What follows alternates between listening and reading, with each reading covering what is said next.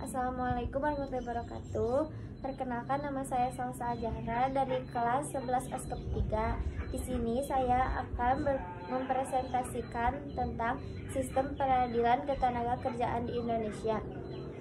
Sistem peradilan tenaga kerja di Indonesia berfungsi untuk menyelesaikan sengketa atau konflik yang terjadi antara pekerja, buruh, pengusaha, atau pihak lain dalam hubungan industrial. Sistem ini diatur oleh berbagai peraturan perundang-undang, terutama Undang-Undang Nomor 13 Tahun 2023 tentang Ketenagakerjaan dan Undang-Undang Nomor 2 Tahun 2024 tentang penyelesaian perselisihan hubungan industrial (PPHI). Berikut ini komponen utama dalam sistem peradilan tenaga kerja Indonesia. Yang ke-1, jenis perselisihan hubungan industrial. Menurut Undang-Undang Nomor 2 Tahun 2024, ada 4 jenis perselisihan hubungan industrial. Yang ke-1, perselisihan hak sengketa mengenai hak yang diatur dalam perjalanan kerja, peraturan perusahaan, perjanjian kerja bersama atau peraturan perundang-undangan. Yang kedua, perselisihan sengketa yang muncul karena perbedaan pendapat tentang perbuatan, perubahan, atau pembaharuan syarat-syarat kerja. Yang ketiga, perselisihan pemutusan hubungan kerja (PHK), sengketa yang timbul karena adanya pemutusan hubungan kerja. 4. Perselisihan antar serikat pekerja atau serikat buruh, sengketa yang terjadi antara serikat pekerja dalam satu perusahaan karena perbedaan dan pandangan. 2. Proses penyelesaian perselisihan hubungan industrial. Proses penyelesaian perselisihan diatur secara bertahap. Yang ke-1, bipartit, penyelesaian secara langsung antara pekerja, buruh dengan pengusaha, dilakukan dalam jangka waktu maksimal 30 hari kerja sejak perselisihan terjadi. Jika tidak tercapai kesepakatan yang dibuat perselisihan berarti sebagai bukti untuk melanjutkan tahap berikutnya. Yang kedua, mediasi, dilakukan oleh mediator hubungan industrial dari Dinas Tenaga Kerja setempat. Mediasi harus diselesaikan dengan waktu 30 hari kerja. Hasil mediasi berupa anjuran tertulis.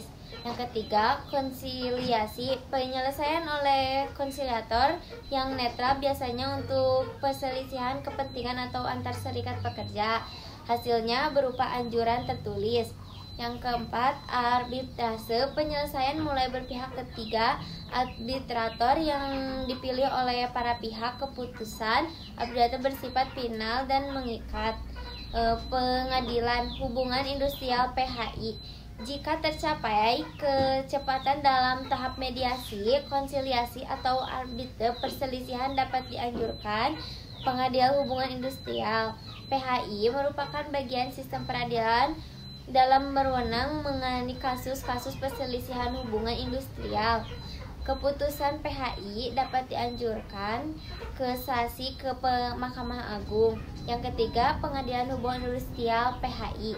PHI adalah pengadilan khusus yang berfungsi menangani kasus-kasus hubungan industrial. PHI berada di pengadilan negeri pada wilayah tertentu. Prosedur di PHI lebih formal dibandingkan dengan tahap-tahap sebelumnya. 4. Prinsip dasar sistem peradilan tenaga kerja. Keadilan dan kesetaraan, perlakuan adil bagi pekerjaan atau buruh dan pengusaha, kepastian hukum, pemberian solusi berdasarkan peraturan yang berlaku, efisiensi dan efektivitas, penyelesaian perselisihan secara cepat dan tepat. 5. Peran pemerintah. Pemerintahan melalui Dinas Ketenagakerjaan dan Mediator Hubungan Industrial memiliki peran penting untuk menjabani konflik antara pekerja, perusahaan, serta memastikan bahwa hak-hak tenaga kerja dilindungi sesuai hukum.